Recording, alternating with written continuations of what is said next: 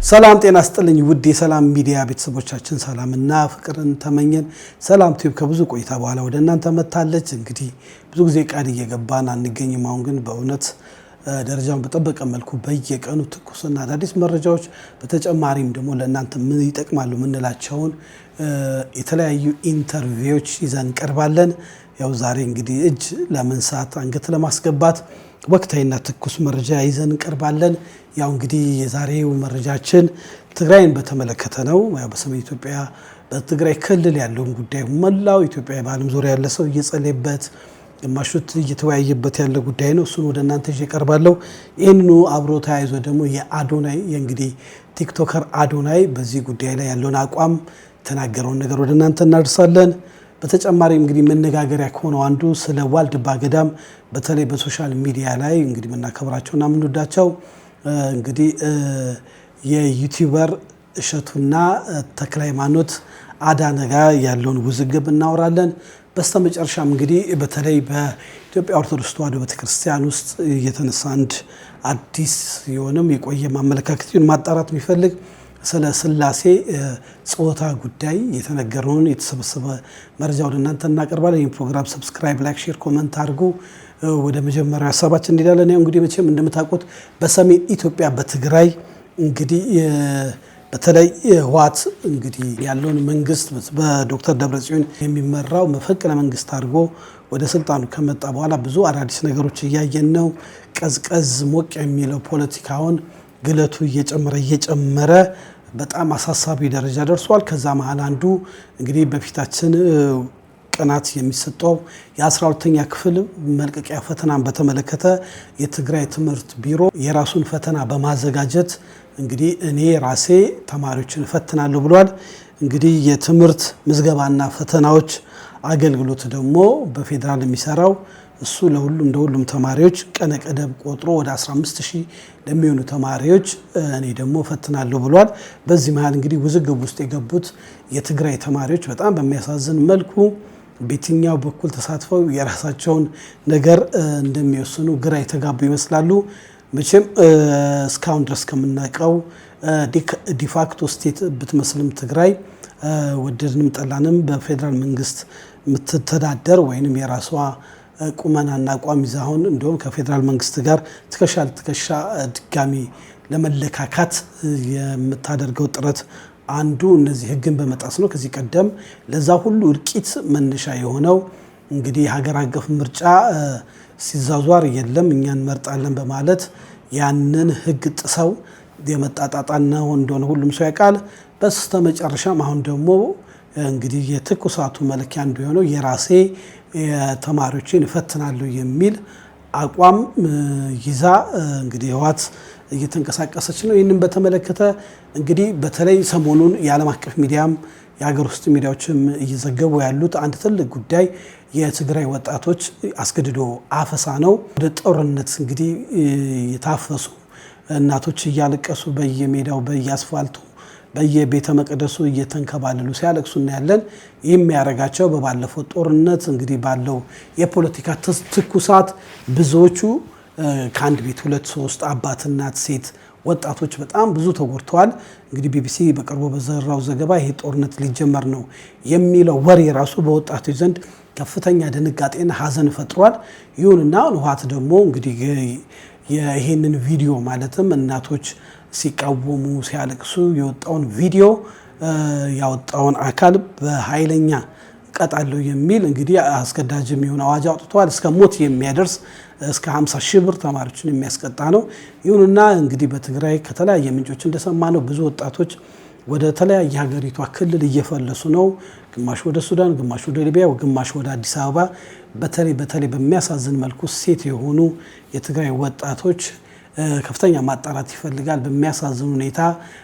በጣም በሚያሳዝን ሁኔታ ራሳቸውን ለማስተዳደር ካሉባቸው ችግሮች ለመውጣት ሰሚት ፍየል ቤት አካባቢ በብዛት እንግዲህ በማታ ስራዬን ስናገር በጣም አዝናለው እየተሳተፉ እንደሚገኙ መረጃዎች እየወጡ ነው። ይሄ እንግዲህ የሚያሳየው አለመደማመጥ አንድ ሀገር እያለን በዚህ ልክ መቆራቆዝ ያመጣብን ትልቅ ጉዳይ ነው። እንግዲህ አገር አቀፍ ፈተና የሚሰጠው የትምህርት ምዝገባ ፈተናዎች አገልግሎት የራሱን ስኬጁል በማውጣት በራሴ ስኬጁል በመቀሌና በአክሱም ፈተናዎችን ከ15000 በላይ ለሚጠጉ ተማሪዎች እሰጣለሁ ይላል። የትግራይ መንግስት ደግሞ በነደብረጽዮን የሚመራው የለም እኔ ራሴ በዲጂታል ቴክኖሎጂ ሳይሆን በወረቀት ፈተናለሁ እያለ ነው።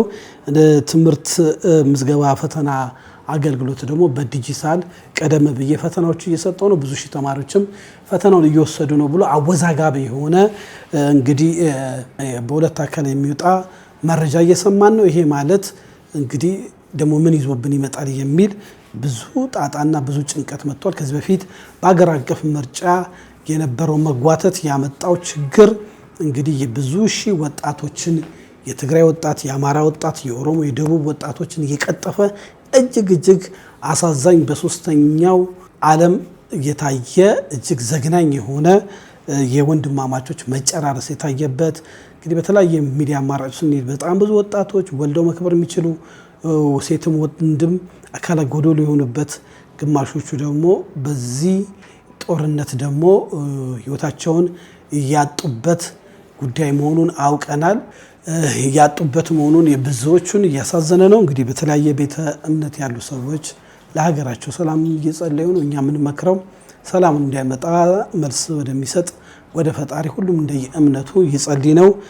በዚህ አያይዞ እንግዲህ በሶሻል ሚዲያ የምናውቀው ከቅርብ ጊዜ በኋላ በጣም የገነነው አዶናይ የሚባለው ቲክቶከር ይህንን ጦርነት ተቃውሞ በሶሻል ሚዲያ ተናግረዋል። ብዙ ወንድሞቼን ያጣሁበት ጦርነት ድምፅ መስማት አልፈልግም ብሎ የተናገረውን ብዙ የትግራይ በተለይ በዓለም አቀፍ ከዚህ በፊት ጦርነቱን ያቀጣጥሉ የነበሩ አክቲቪስቶችም በጣም እየተቃወሙት ነው። እንግዲህ የተለያዩ ሚዲያዎች እየተቃወሙት ነው። በዛ ላይ ደግሞ እንግዲህ በትግራይ በኩል የጦርነቱን የአንበሳውን ድርሻ ይዘው ይዋጉ የነበሩት እንደነ ጌታቸው ረዳ፣ እንደ ጀነራል ጻድቃን እና እንደነ ፕሮፌሰር ክንደያ የመሳሰሉ እንግዲህ ምሰሶ የሆነ የፖለቲካ እውቀት ያላቸው ይህን ጦርነት ቀድሞ በመቃወም እንግዲህ ከማዕከላዊ መንግስት ጋር አብረው እየሰሩ መሆኑ ይታወቃል። እንደ በፊቱ እንግዲህ ጠንካራ ህብረት እንደሌለው ታውቆ ወደ ሰላምና ወደ ፍቅር መምጣቱ መደማመጡ ወሳኝነት አለው። እንግዲህ ኢትዮጵያ በአዲሱ የዘመን ምርጫ ጦርነት የሚቆምበት፣ ሰላምን የምናገኝበት፣ የኢኮኖሚ ጣጣችን ደግሞ መስመር የሚይዝበት እና የመልካም አስተዳደር ደግሞ የሚስተካከልበት ይሆናል ብለን ተስፋ እናደርጋለን። እንግዲህ አዶናይ በጣም ተጽዕኖ ፈጣሪ ነው። በጣም ኢትዮጵያን ለማስተዋወቅ የሄደው ርቀት እንደነ ፓስተር ኤድሙንድ ካናዳ ያለው አክቲቪስት በጣም እየተቃወመው ነው። አንዳንዶቹም እየተቃወሙት ነው። ለትግራይ ከዚህ በፊት ምንም አላልክም ያሉት ነበረ። አሁን ልጁ ግን የሚሰማውን ተነግሯል። ጦርነትን በመቃወሙ የሚመጣበትም ምንም ክፋት ያለው አይመስለኝም። በየትኛውም በኩል ያለን ኢትዮጵያኖች ሰላም ለኢትዮጵያ፣ እኛ የሰላም ሰው ነን በማለት ሰላምን መናገሩ ወሳኝነት ይኖረዋል እላለሁ። ወደሚቀጥለው ሀሳብ ጋብዛችኋለሁ። የሚቀጥለው መረጃችን እንግዲህ በሶሻል ሚዲያ ላይ አንቱ የሚባሉ ሁለት ጋዜጠኞች የፈጠሩት እሰጥ አገባ ነው። ይህ እሰጥ አገባ በትልቋ በምናከብራት በኢትዮጵያ ኦርቶዶክስ ተዋሕዶ ቤተክርስቲያን ጥንታዊ በነበረው በዋልድባ ገዳም እንግዲህ አንድ ዶክመንተሪ ፊልም የሚመስል መረጃ በኮሜዲያን እሸቱ ኮሜዲያን ስለነበረ ነው። አሁን ዩቲዩበር ነው፣ በጣም ስኬታማ ዩቲዩበር ነው። እሱ እዛ አካባቢ ሄዶ የውሃ ጉድጓድ ለማስቆፈር እንግዲህ ቤተክርስቲያኗን በማገዝ በመርዳት ብዙ ገቢ በማሰባሰብ ይታወቃል። አያሌ ስራዎች እንደሰራ ስራዎቹ ምስክር ናቸው። ይሁንና ገዳሙ ጋር ሄዶ የገለጠበት ሁኔታ ፊልም በሚመስል ምክንያት ያሳየው እይታ በገዳሙ አስተዳዳሪዎች መጥተው በተለይ በእግረኛው ሚዲያ ላይ ብዙ ሚስጥሮችን አውጥተዋል። አንዱ ከወጡት ጉዳዮች እንግዲህ እዛ ገዳም ውስጥ የነበረ ብዙ ሰው የማያውቀው ይሁንና የሃይማኖት እጸጽ ወይንም ልዩነት ያላቸባቸው የሃይማኖት አባቶች ስለነበረ አንዳንድ ጉዳዮች ተነግሯል። ይህንን የመረጃ ሰዎች ብዙ አያውቁም። የቤተ ክርስቲያኑ ወይንም የገዳሙ ጉዳይ ሚስጥር ነበረ። እንግዲህ በእሸቱ በተነሳ ይህ ጉዳይ በአደባባይ በእግረኛው ሚዲያ ላይ ቀርቦ እንግዲህ በጣም በሚያሳዝን ሁኔታ ብዙ ጭቅጭቆች እንደነበሩ ታይቷል። በተጨማሪም ደግሞ እሸቱ እንግዲህ ጉዳዩን አውቆ ይቅርታ እንደጠየቀ በተለይ የሃይማኖት አባቶች የገዳሙ አስተዳዳሪዎች መጥተው ስሜታቸውን የተናገሩት በእግረኛው ሚዲያ ላይ እነሱን ቢሮ ጠርቶ እግራቸው ስር ወድቆ ይቅርታ ጠይቋል። ይሁንና ይህንን ይቅርታ የማይቀበሉ ደግሞ እዛው ዋልድባ ገዳም ያሉ እግረኛው ሚዲያ ሄዶ እንዳቀረበ እግረኛው ሚዲያ ደግሞ በራሱ ሶሻል ሚዲያ ላይ ለምን እንዳደረገው መረጃ የሰጠበት የሃይማኖት ሳይሆን የጥቅም ግብግብ በሚመስል መልኩ የቤተክርስቲያኗን ክብር በማይገልጽ መልኩ የታየበት ነው። ግን ትንሽ የሚያሳዝነው ለእሸቱ የተላለፈው መልእክት ነው። እንዴት እንደሆነ ባይገባኝም አንድ አባት መቁጠሪያ እንጥላለን አንተም ቤተሰብም ደግሞ የተወነችው መነኮሴት ላይም እንግዲህ ስለ አድኖ አውጥተን ጸሎት እናደርግና ለህይወታቸው አደጋ ነው የሚለው ብዙዎችን እያሳዘነ ነውና መቼም የጠፊውን የሟቹን ሞት የማይፈልግ አምላክ በምክክር በመነጋገር በተለይ ደግሞ በዚህ ጉዳይ ላይ የሚመለከታቸው የቤተክርስቲያን አስተዳደሮች ጣልቃ ቢገቡ መልካም ነው። እንግዲህ ይሄ የተከበረ ገዳም ነው። የዚህን ገዳም ዶክመንተሪ ፊልም ማንም ተነስቶ እንደፈለገ እንደማይሰሩ ይታወቃል። ይሁንና ይህንን እድል በምን እንዳገኙ ባይታወቅም በፍቃድ አንዳንዶቹ ደብዳቤ አውጥተው ቦታው ድረስ እንደሰሩት ይታወቃል። ይህንን ጉዳይ እየተከታተልን ወደ እናንተ እናቀርባለን። እንግዲህ ሁለቱም የየራሳቸው የስራ ከለር ኦዲየንስ ያላቸው ናቸው። ቢነጋገሩ ሐሳቡን ደግሞ መጀመሪያው እነሱ እርቅ ቢያወርዱ ጥሩ ነው። ይሄ ትልቅ የቤተክርስቲያን ጉዳይ ስለሆነ በዚህ ጉዳይ ላይ ትኩስና ወቅታዊ መረጃ እናቀርባለን። እንግዲህ ወደ ሶስተኛው መረጃችን እናልፋለን። እሱም እንግዲህ ካልተሳሳትኩ ጎንደር አካባቢ ያሉ በአራት አይና የቤተክርስቲያኑ መምህር በአንድ አውደ ምሕረት ላይ የተናገሩት ትምህርት በጣም ብዙ ጥያቄ አስነስቷል። እሱም የሥላሴ ጾታን በተመለከተ ነው። እንግዲህ ብዙ ሀሳብ እየተሰጠ ነው።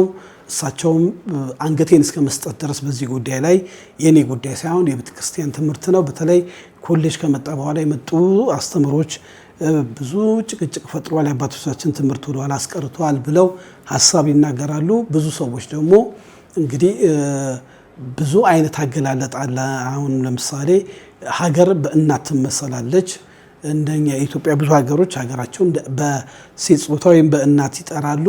እንደ ራሻ አንዳንድ ሀገሮች ደግሞ አባት ሀገር ብለው ሀገራቸውን በዚህ መልክ ይጠራሉ። ብዙ በሴት ጾታ የሚጠራ በወንድ ጾታ የሚጠራ ብዙ ነገር አለ። ግን ይሄን ቅዱሱን ወይንም እውነተኛውን የእግዚአብሔር እንግዲህ የተገለጠበት በሶስትነት አንድነት የሚገኝበትን ይህንን ጉዳይ ግን በጾታ መከፋፈል ተገቢ አይደለም የሚሉ አሉ። ባጭሩ በኔ እይታ ጾታን የፈጠረ ሰውን የፈጠረ ጾታን አይደለም ሰውን ከምድር አፈር አሸዋ እፍ ብሎ የፈጠረን በጾታ መጥራትና በጾታ ደግሞ ግብግብ መፍጠር ተገቢ ነው ብዬ አላምንም። በዚህ ላይ እንግዲህ የመጽሐፍ ቅዱስ እውቀት ያላቸው ስኮላር የሆኑ አስተማሪዎችን ጋብዘን ለውይይት እንደምናቀርብ ቀድመን ቃል እየገባን የዛሬው ትኩስና ወቅታዊ መረጃችን ይመስላል። ሰላም ቲዩብን ሰብስክራይብ፣ ላይክ፣ ሼር፣ ኮሜንት በማድረግ ትኩስና ወቅታዊ መረጃ እንዲደርሳችሁ አድርጉ። ተሾመን ኢንሻአላህ።